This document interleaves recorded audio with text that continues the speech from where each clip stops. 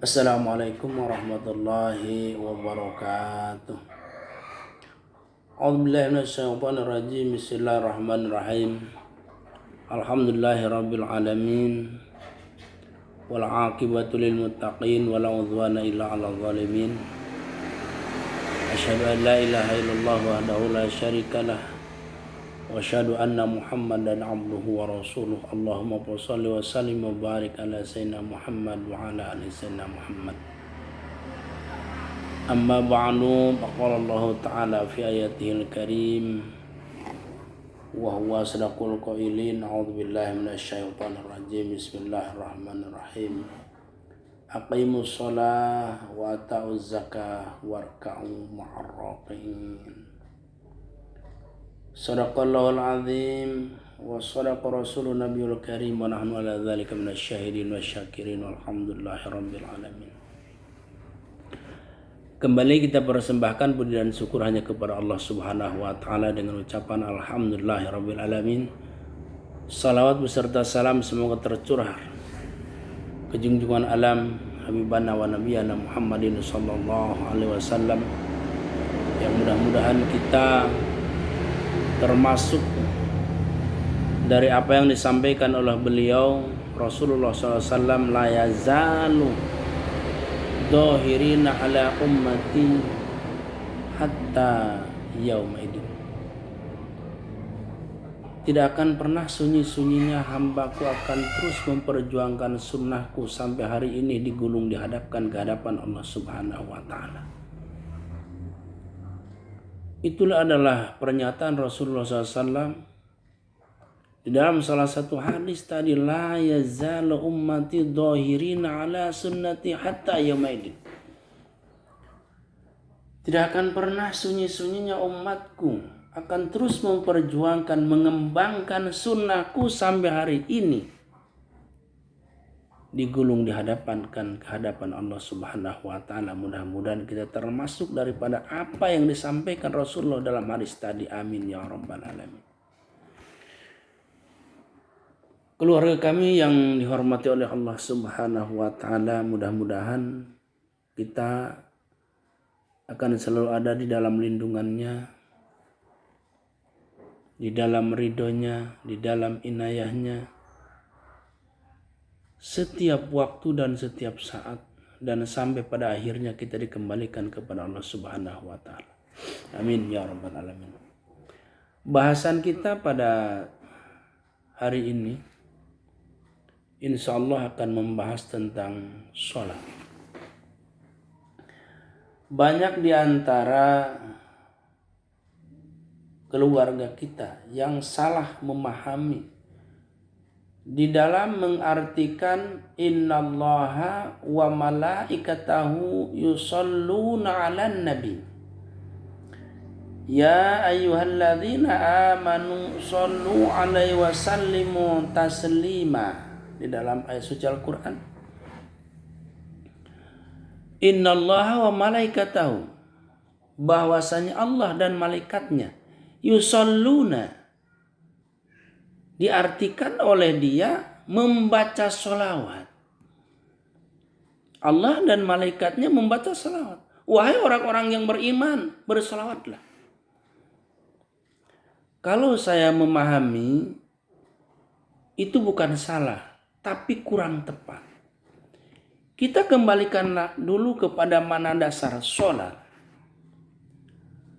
Sholat adalah, kalau menurut bahasa lugat, adalah mutlaqud doa. Doa yang diucapkan. Mana lugat? Itu adalah datangnya dari kita. Makanya kita disuruh untuk sholat. Sholat itu adalah bentuknya salah satunya berdoa. Akan tetapi para ulama fikih bahwa sholat itu ada 3 kandungan di dalamnya. Salah satunya doa, kemudian adalah tasbih, yang ketiga adalah ayat. Makanya kalau sholat itu adalah dari kita, mutlaqud doa, doa yang dipanjatkan. Doa bagian daripada amar. Artinya doa itu perintah. Perintah dari apa? perintah dari bawahan kepada atasan, namanya itu doa. Kalau di dalam mantik, tolabul fi'li minal adna ilal a'la. Menyuruh sebenarnya kita kepada Allah, atau cuman bahasanya bukan menyuruh, tapi bermohon. Kita seorang hamba kepada Tuhannya, namanya doa. Ada juga amar. Amar itu adalah tolabul fi'li minal a'la ilal adna. Suruhan dari atasan kepada bawahan, itu namanya amar.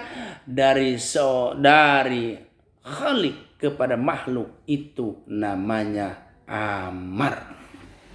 Daripada majikan kepada budaknya, kepada pembantunya, itu namanya amar, perintah mutlak. Makanya ada satu lagi namanya istiwa. Apa itu? Amar juga. Akan tetapi dia kepada yang sesama, sepadan, sederajat. Bahasa orang Sumatera namanya sepangke. Keluarga kami yang dirahmati oleh Allah Subhanahu wa taala, kembali kepada masalah sholat. Banyak yang mengatakan dengan arti secara harfiah bahwasanya Allah dan Rasulnya, bahwasanya Allah dan malaikatnya membaca salawat.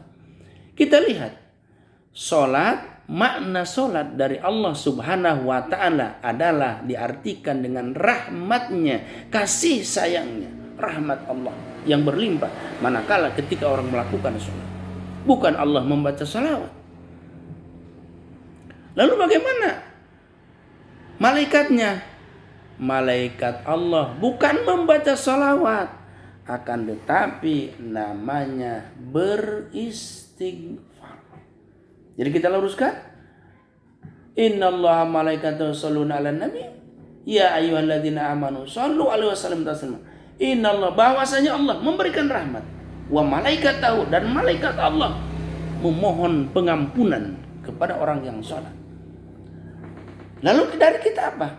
Doa, permohonan dari kita kepada Allah Subhanahu wa taala.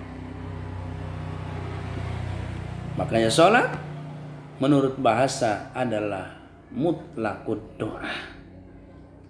Menurut istilah ahli fikih, sholat itu adalah aqwalun wa af'alun muftatahatun bit takbir wa muhtatamatun bit taslim.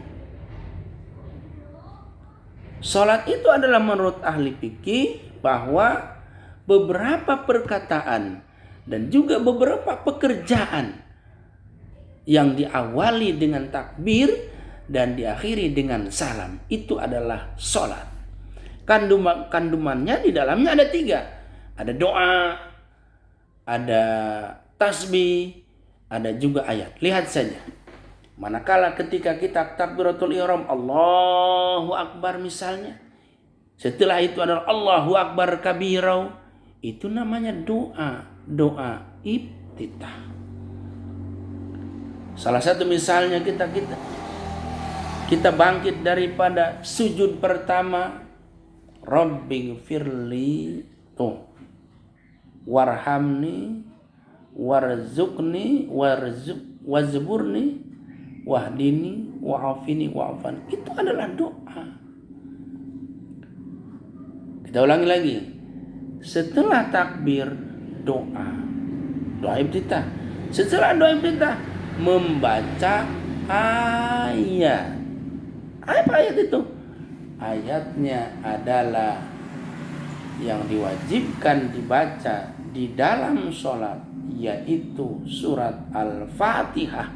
Hukum membaca surat Al-Fatihah di dalam sholat adalah hukumnya wajib. Bahwa menurut Imam Syafi'i, tidak hanya sekedar membaca Fatihah Alhamdulillahirrabbilalamin, akan tetapi membaca bismillahnya saja itu adalah hukumnya wajib, akan tetapi sudah dijelaskan oleh berbagai ustaz di situ. Kata Imam Syafi'i, al-basmalatu ayatun min ayati sabah. Sekalipun sholatnya adalah sholat sunnah, akan tetapi wajib membaca ayat itu. Kalau kita berpikir sebenarnya kenapa harus surat Al-Fatihah yang dibaca? Padahal ayat yang pertama diturunkan bukan Al-Fatihah. Inilah rahasianya. Di dalam surat Al-Fatihah itu ada sebuah rahasia. Salah satunya yang menyampaikan adalah Imam Nawawi Al-Bantani. Imam Nawawi ulama kita, ilmuwan kita yang mungkin sampai hari ini belum ada yang menggantikannya, ilmuwan Indonesia yang sampai mengarang kitab beberapa ratus kitab. Dan kitabnya ini adalah dijadikan sebuah buku pedoman kala itu di universitas tertua, yaitu di Al-Azhar. Imam Nawawi menjelaskan di dalam kitab Safinatun Najah, kitabnya. Ingat, makanya ulama kita menjelaskan banyak sekali, kalau sholat itu adalah ingin khusyuk, maka salah satunya harus mentadabbur daripada makna ayat yang terkandung di dalamnya. Ketika dibaca, ditadabbur maknanya. Karena sholat itu adalah, menurut sebagian ulama, as-sholatu wuslatun bainal abdi warabbi. Sholat itu adalah hubungan langsung antara hamba dengan Tuhannya. Kalau kita cermati, ada rahasia di dalam surat Al-Fatihah itu. Misalnya seorang hamba ketika mengatakan Allahu Akbar sholat, lalu mengatakan Bismillahirrahmanirrahim, langsung Allah menjawab sebenarnya, Majjadani abdi, Alhamdulillahirabbil alamin. Allah menjawab lagi, Asna abdi, Maliki yaumiddin. Terus Allah menjawab lagi, komunikasi sampai dengan Iyyaka na'budu wa iyyaka nasta'in. Tapi di dalam Iyyaka na'budu wa iyyaka nasta'in, Allah menjawabnya, baini wa baina abdi wali abdi masalah. Wahai hambaku, antara aku dengan kau, apa yang engkau pinta. Itu adalah terjadi di dalam sholat. Makanya ketika sholat itu membaca Fatihah, diajarkan warattilil Qur'ana tartila. Baca Al-Quran itu dengan tartil, dengan tenang, pakai tajwid, pakai makharijil huruf, pakai sifatul huruf. Karena di situ ada rahasia. Salat itu tidak ada bedanya, kita hubungan langsung, ibarat bertelepon kita. Halo, halo. Assalamualaikum, waalaikumsalam. Begitulah kita dengan Allah di dalam salat. Makanya apabila seseorang itu ingat bahwa kita sholat itu adalah berhubungan langsung dengan Allah, mustahil sholatnya tidak khusyuk. Lalu Ustaz, bagaimana sholat kita biar khusyuk? Karena saya selama ini mungkin ketika sholat Allahu Akbar, yang asalnya hutang itu tidak terbayang, persoalan itu tidak kelihatan, ketika sholat itu langsung kelihatan, langsung diingat. Memang di dalam hadis begitu. Idza qamal abdi ila sholat, ketika seorang hamba itu mau melakukan sholat, berdiri dia, maka wakana syaitan, si setan itu yanfuhu sadri, si setan itu meniup dadanya sehingga dia lupa rangkaian yang ada di dalam sholat. Makanya para ulama mengajarkan, kalau ulama tasawuf dia mengajarkan baca dulu istighfar sampai 70 kali. Akan tetapi ulama fikih mengajarkan baca minimal Qul a'udzu birabbin nas, malikin nas sampai akhir. Sampai dengan sebagian ulama mengatakan, mengajarkan Allahu syahidi, Allahu hadiri, Allahumma tinun ilayya. Ya Allah, engkau yang menyaksikan diriku sampai lahir batinku, dan engkau adalah melihatku dari sekujur tubuh sampai ke dalam detakan jantung. Maka apabila seseorang itu adalah sampai demikian dalam pemikirannya bahwa sholat itu adalah hubungan langsung kepada Allah, maka insya Allah sholatnya akan khusyuk. Karena sholat itu adalah akan diterima bukan 1/6-nya atau 1/10-nya. Lihat, salah satu ulama sufi mengatakan, li'anna sholat la takbalu sudsuha wa usruha walakin takbal bima aqala lahu. Sholat tidak akan diterima misalnya 1/6-nya, 1/10-nya, akan tetapi sholat itu akan diterima di mana kita ketika sholat dia khusyuk dan khudu, merasakan dekat dengan Allah Subhanahu wa Ta'ala. Baik keluarga kami, apa yang saya sampaikan tadi, sholat adalah, ingat, saya ulangi lagi, kalimat sholat dari Allah Subhanahu wa Ta'ala adalah rahmat dari para malaikat, adalah istighfar dari kita, adalah doa. Maka sesungguhnya kalimat sholat itu adalah berbeda-beda maknanya. Bukan Allah dan malaikatnya membaca salawat sampai salawat mana yang dibaca oleh Allah Subhanahu wa Ta'ala ada 300 salawat, tidak ada. Jadi artinya mengartikannya kurang tepat, bukan salah, tapi kurang tepat. Dan ingat, sholat ini adalah hukum Islam yang paling fundamental.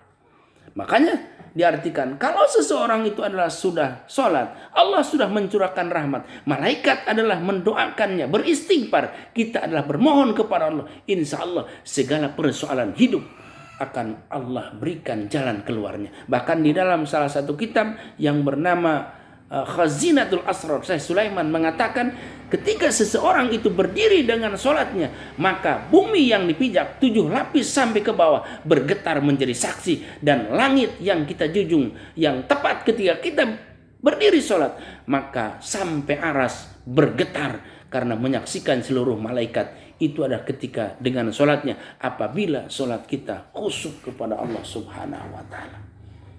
Insya Allah mungkin di dalam bahasan yang lain kita akan menjelaskan bagaimana tata cara agar khusyuk sholatnya kepada Allah Subhanahu wa Ta'ala. Insya Allah di dalam pengajian yang lain kita akan sampaikan mungkin secara gambaran sholat agar khusyuk dimulai dari wudunya yang baik, pakaiannya yang baik, dan merasa bahwa kita sholat itu adalah hubungan langsung dengan Allah Subhanahu wa Ta'ala. Terima kasih atas segala perhatian, mohon maaf atas kekurangan. Tentunya kesempurnaan milik Allah, kekurangan adalah milik saya sendiri sebagai hambanya. Apabila ada yang baik, mudah-mudahan menjadikan ini adalah ilmu tambahan hidayah kepada kita. Apabila ada yang salah, mudah-mudahan dalam kemaafan Allah Subhanahu wa Ta'ala. Wallahul muwaffiq ila aqwamit thoriq. Wassalamualaikum warahmatullahi wabarakatuh.